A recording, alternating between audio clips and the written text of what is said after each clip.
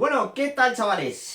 Bueno, pues nada, viendo la aceptación que ha tenido la verdad es que el vídeo de la semana pasada, a ver, yo sabía que iba a gustaros, porque bueno, sé que estos vídeos os gustaban, y bueno, pues dejé de hacerlos por falta de tiempo, pero bueno, estos días pues he tenido un poquito más de tiempo, y además como estoy con el tema de que quiero pues pillarme una otra trail más, pues bueno, que he creído que es el momento indicado para enseñaros estos vídeos, que tenía ya en mente y que tenía preparado desde hace mucho tiempo. Lo que os decía, siguiendo con el tema de la semana pasada, hoy vamos a hablar de, como el que dice, del inicio, no del inicio, ¿vale? Pero de las más icónicas. Sobre todo, en concreto, vamos a hablar de 7 motos que creo que han sido, pues, entre comillas, el principio de las motos trail, ya como las conocemos hoy en día. Se dieron a conocer pues bueno, con el tema de, cuando empezó el tema bueno, cuando empezó, con el tema del Dakar, es cuando empezaron a aflorar todo este tipo de motos y a la gente empezó a gustarles. Pues bueno, las marcas decidieron que como escaparate que tuvieron en el Dakar, decidieron pues sacar esas motos a la calle, y creo que la verdad es que fue un gran acierto. En concreto hoy vamos a hablar de 7 de ellas. Así que nada, chicos, doy paso a la intro y os cuento cuáles son esas 7. Ahora nos vemos. Señores, muy buenos días. Si les gusta la sangre.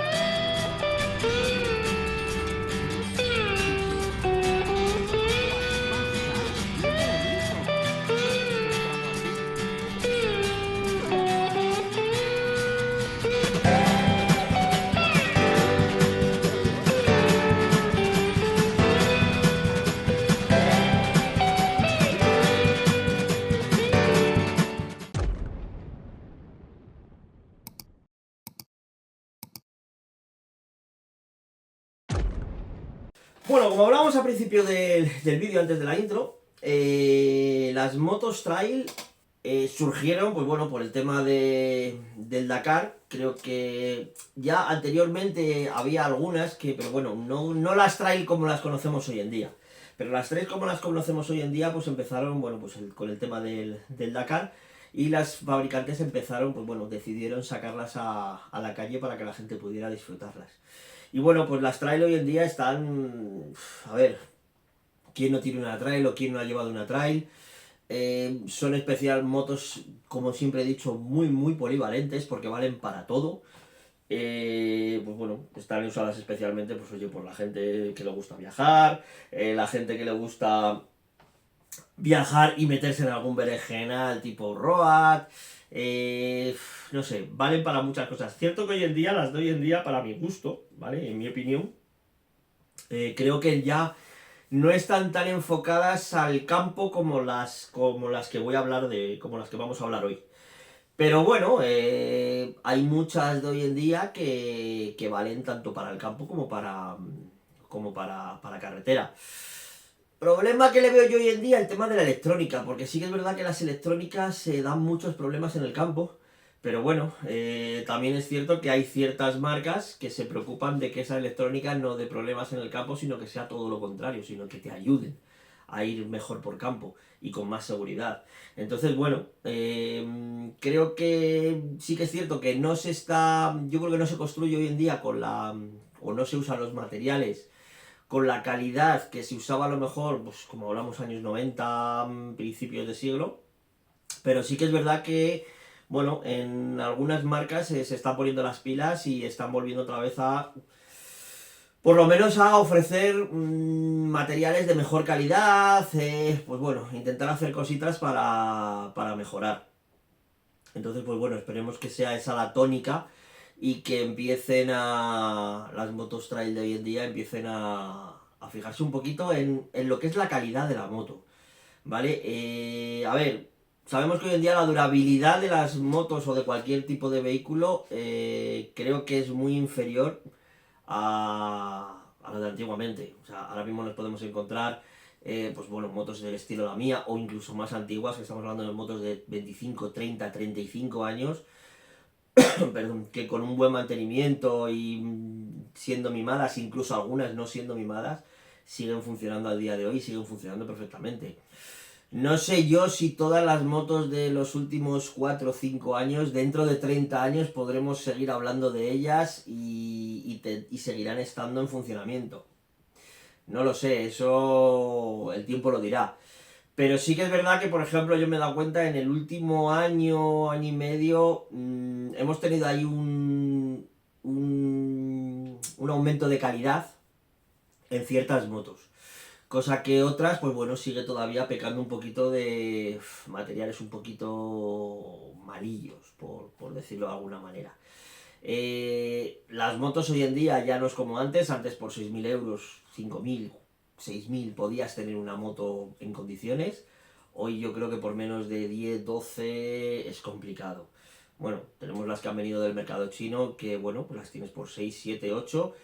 Y bueno, a ver, no te diría todas, pero hay alguna que, no voy a decir ninguna marca en concreto, pero hay alguna oye, que merece la pena. ¿Cómo envejecerán? Pues el tiempo lo dirá.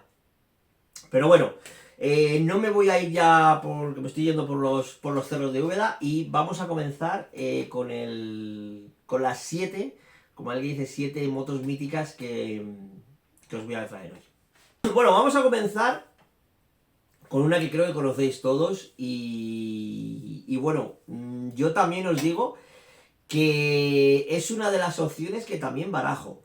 Sí, me vais a decir, pero si ya tienes una igual, si ya... Pero no es igual, no es idéntica. Estamos hablando de la primera Transal. Bueno, primera, ¿vale? De la primera, de la XL600V. Bueno, como sabéis, esta primera generación de la Transal estuvo desde el 87 hasta el 99. Os dejaré por aquí el vídeo de la historia de la Honda Transal que hice hace tiempo, por si queréis ver toda la historia de esta moto. Y bueno, sabéis que bueno, la primera pues venía con un solo freno de disco, luego ya en el 97, 98, 99 creo que ya incorporaron el segundo freno de disco, y luego ya fue cuando en el 2000, sí, más o menos, 2000 o así, 2001, es cuando salió el modelo que yo tengo actualmente, que es el 650. Pero voy a hablaros de la 600. Porque creo que, a ver, por ejemplo, como para moto de campo, está mucho más enfocada al campo que a la carretera. Bueno, como sabéis, esta moto, pues bueno, tiene un motor de 600 centímetros cúbicos, desarrolla 50 caballos, con 50 Nm de par. Tiene una horquilla telescópica delantera con un recorrido de 200 milímetros y un monoamortiguador trasero Prolin con un recorrido de 190 milímetros. Eso es muy similar a la que yo tengo. Creo que la mía, más o menos, no sé si son 210 milímetros un poquito en la delantera, pero creo que es similar. Como os decía, lleva un disco delantero y un disco trasero. Con lo cual, pues bueno, en la frenada, por ejemplo, para el peso de la moto, pues a lo mejor se queda un pelín corta. Pero bueno, para campo, creo que es más que suficiente. Esta moto tiene un depósito de 18 litros, que es un poquito más pequeño que el de la mía. Y pesa, en orden de marcha, unos 202 kilos. Si no me equivoco, la mía son 212, 215, son unos 10, 12 kilos menos que la mía.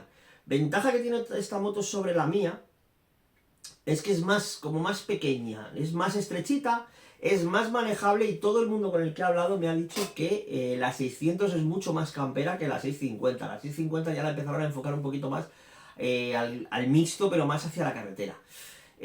Aún así, la 650 sigue siendo bastante campera. Entonces, pues bueno, por eso es una de las opciones que también barajo. Si me surgiera una 600 a buen precio, no os descarto que no la cogiera porque es una moto que me gusta mucho. Además, a ver, me gusta el brillo que tiene la Transal, no sé. Es una moto que me gusta mucho y no me importaría si algún día, oye, poder tener todos los modelos, desde el primero hasta el último.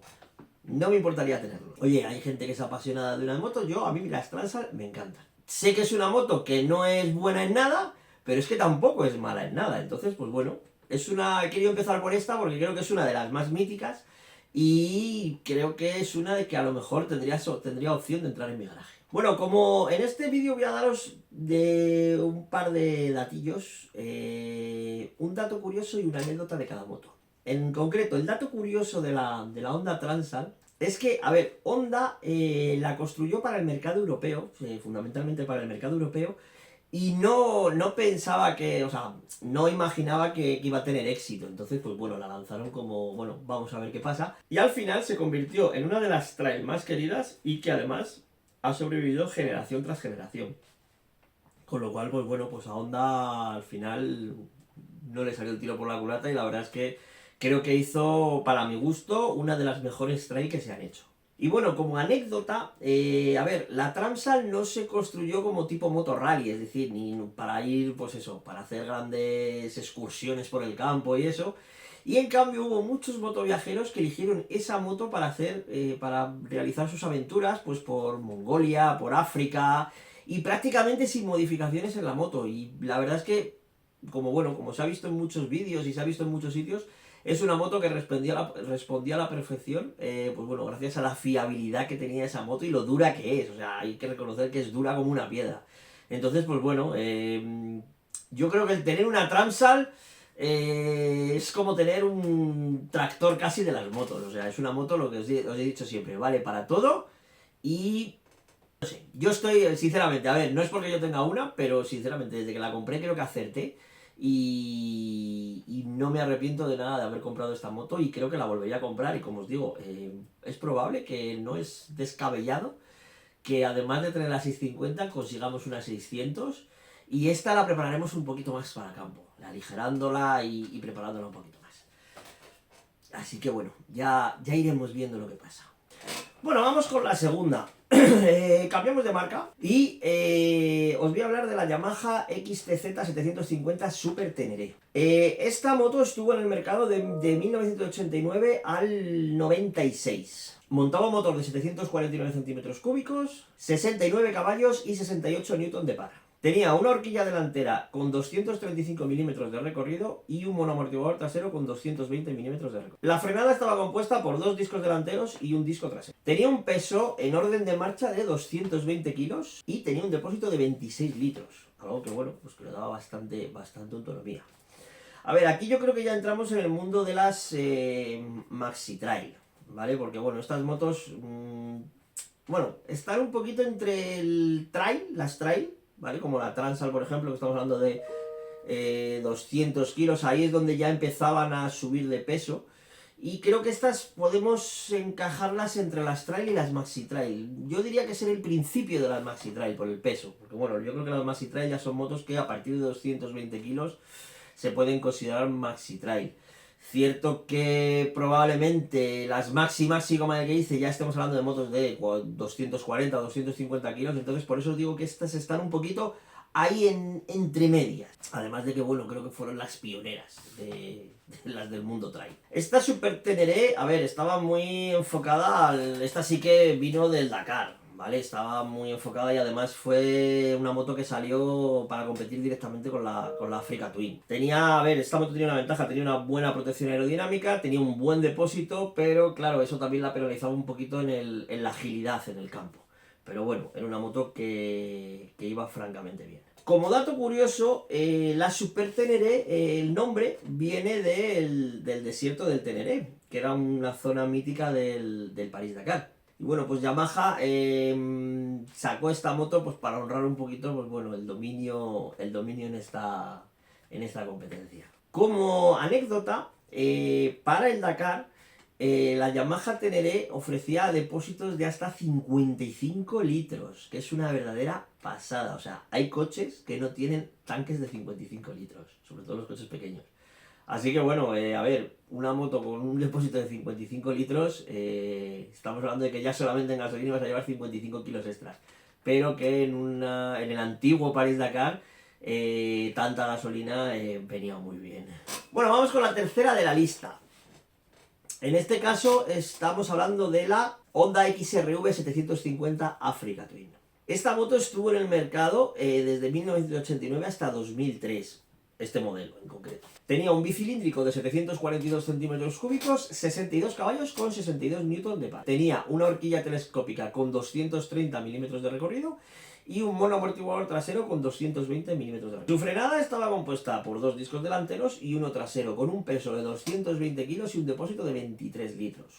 muy similar a la Yamaha, ya que, bueno, pues eran competencia directa. Bueno, creo que de la Africa Twin poco podemos, o sea, mucho podemos destacar, porque, bueno, creo que es una de las motos más icónicas de la historia y, bueno, pues está inspirada en las míticas HRC del París-Dakar, que, bueno, pues que combinaban la fiabilidad, la dureza, la capacidad que tenían de viajar, bueno, no sé, todas esas cosas que se necesitan en una moto inspirada pues para hacer grandes viajes, sobre todo por zonas un poquito campestres. Su motor en V bicilíndrico la hacía bastante suave y además, bueno, tenía una peculiaridad sobre todo en el tema de las suspensiones que la hicieran ser de las más destacadas fuera de pista.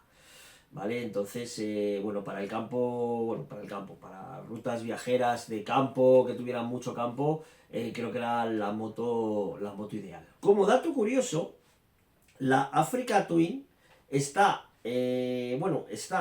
prácticamente el mismo modelo que ganó el París-Dakar 4 veces seguidas desde el 86 al 89. No quiere decir que estuviese inspirada en ella, no, es que era prácticamente el mismo modelo. Con lo cual, el que se compraba una Africa Twin de esta época sabía que estaba llevando una moto del París-Dakar. Entonces, bueno, yo para mi gusto es una moto que a mí me ha gustado siempre mucho y no descartaría algún día poder conseguir una. Aunque la verdad es que con los precios que hay hoy en día en las motos de segunda mano y este tipo de motos, se antoja difícil la tarea. Y como anécdota, el aventurero Nick Sanders utilizó una Africa Twin para dar la vuelta al mundo en tiempo récord, lo que convirtió a esta Africa Twin en una moto de una fiabilidad extrema. Bueno, ahora volvemos a cambiar de marca y vamos a hablar de la cuarta y la quinta, que son dos prácticamente iguales. En cuanto diga el nombre de la primera vais a saber perfectamente de qué motos estamos hablando.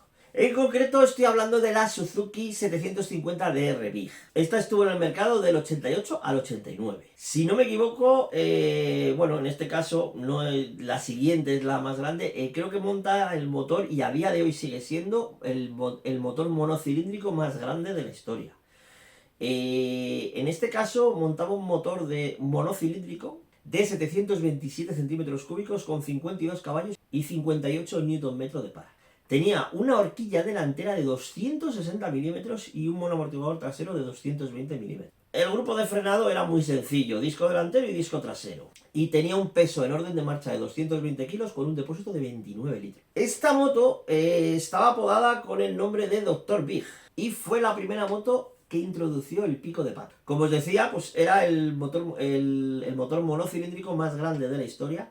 Y esto te ofrecía unas actitudes excelentes en off-road. Y luego, pues bueno, su diseño con ese mítico pico de pato, pues bueno, estaba muy enfocada, pues eso, al tema de las motos Dakar. Era una moto muy aventurera y gracias a los 29 litros de depósito que tenía, podías hacer viajes de largo recorrido.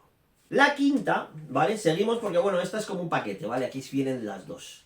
La quinta sería la Suzuki DR800S. Esta estuvo en el mercado de 1990 a 1989. Montaba un motor de 779 centímetros cúbicos con 54 caballos y 68 Nm de par. Tenía, igual que su hermana, una horquilla telescópica de 260 milímetros y un monoamortiguador trasero de 220 milímetros. Su peso en orden de marcha era de 229 kilos, un poquito más que la anterior, y tenía también un depósito de 29 litros. Bueno, evidentemente esta fue una evolución de la 750, con lo que esta pasó a ser la mayor monocilíndrica del mercado. Como es lógico, mantuvo su carácter aventurero y su inconfundible pico de pato. A ver, era una moto pesada, pero cierto que era una moto que era muy fiable y te daba unas prestaciones excelentes en el off-road.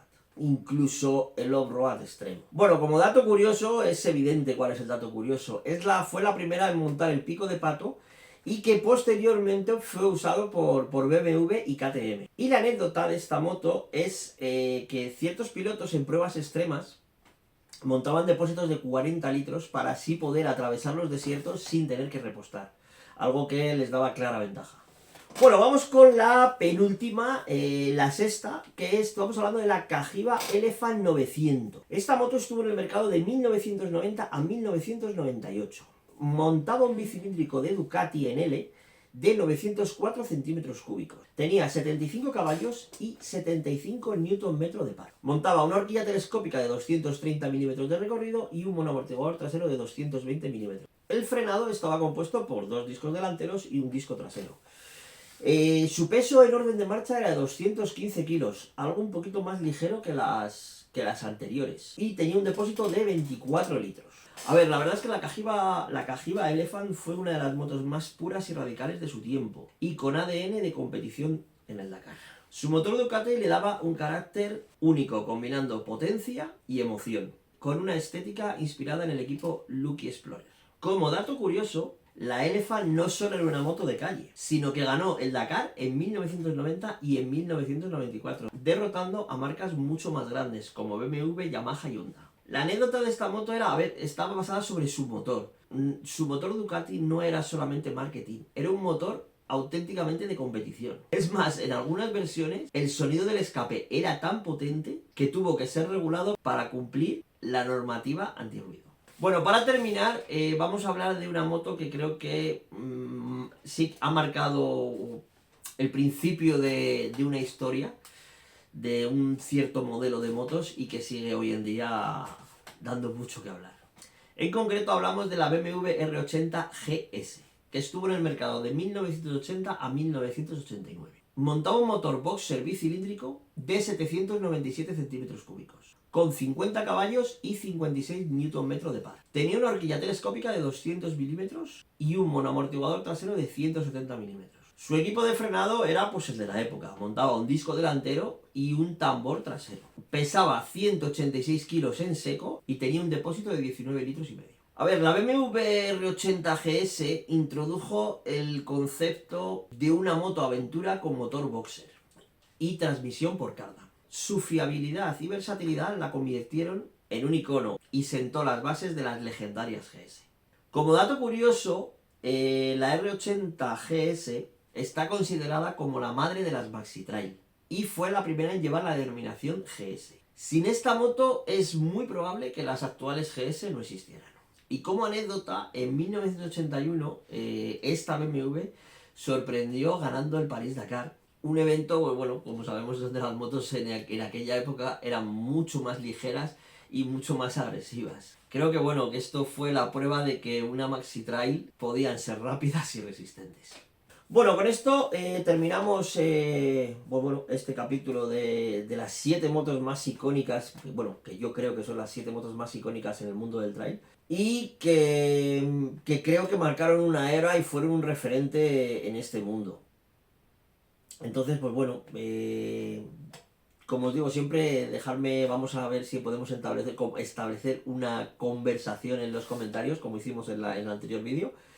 Pues bueno, dejadme a ver cuál es vuestra favorita, qué opináis de estas motos, si creéis que hay por ahí alguna otra que se me haya olvidado, y sobre todo, pues bueno, si alguno de vosotros tuvisteis alguna de ellas, pues bueno, estaríamos encantados en que nos contarais alguna anécdota o alguna cosilla, algún dato más curioso de este tipo de motos. Así que bueno,